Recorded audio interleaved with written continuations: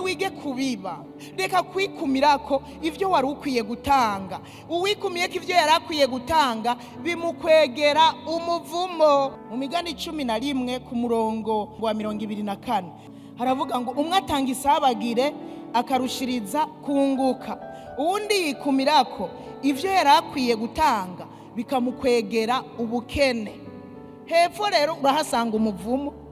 Umutima urekura uzototahara, kandi uvomera abandi nawe azovomererwa. Imana ntirya ideni. Haleluya. Ku murongo wa 26 uwikumirako impeke abantu bazomuvuma, ariko umuhezagiro uzoba kuwuzishora, kuwuzitanga akaziha abandi. Haleluya, haleluya. Uwikumirako, uwugumya ivyo yari akwiye gutanga bimukwegera ubukene, bimukwegera gukena. Ariko uwutanga isabagire wewe arushiriza kunguka.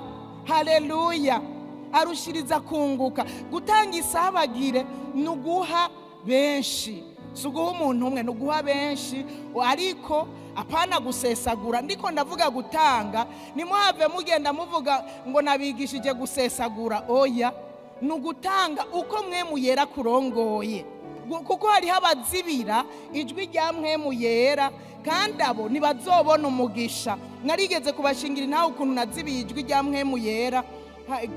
Kera nari mfise amafaranga 500 yonyene, hanyuma haza umushitsi nguma ndamuganiriza, hanyuma numva akajwi ngo mugurira ifana. Akajwi nyene kongorera muri jewe, mugurira ifana. Nanje ndaryishura nyene mu ijwi ryongorera.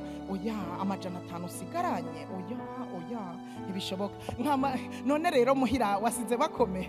Urumva rero twere nyene turaho turashima Yesu, akajwi kakanyenterompa, mugurira ifana.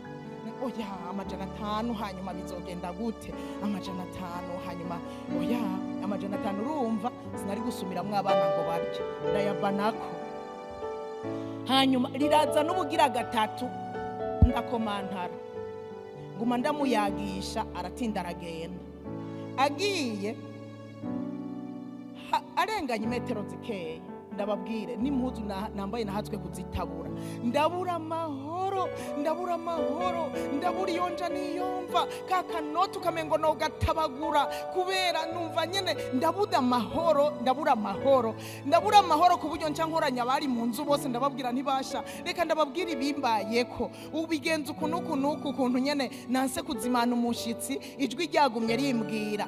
Niho naringikizwa, nari maze imisi mike nkijijwe. Hanyuma umukobwa twabana we yaramaze umwanya munini akijijwe, aca arambwira ati ndagutera inkuru. Iryo ryari ijwi rya mpwemu yera.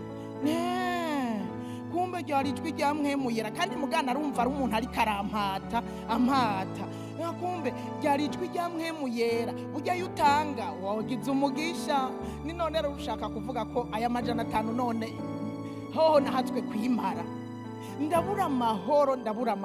Ariko rero abimbwiye cyane ndavuga nti kuvubu ukuntu mbuza amahoro, ndigiriye imigabo. Icyo nzoba mfise cyose nico nzoha umushitsi ansanze. Rero twaragize umugisha, je naragize umugisha, twarabayeho tukarya, ntitwigeze tumanika imbabura. Bwaraca ntafise icyo duteka ku murango, mugankisanga twatetse kubera Imana yampaye umugisha.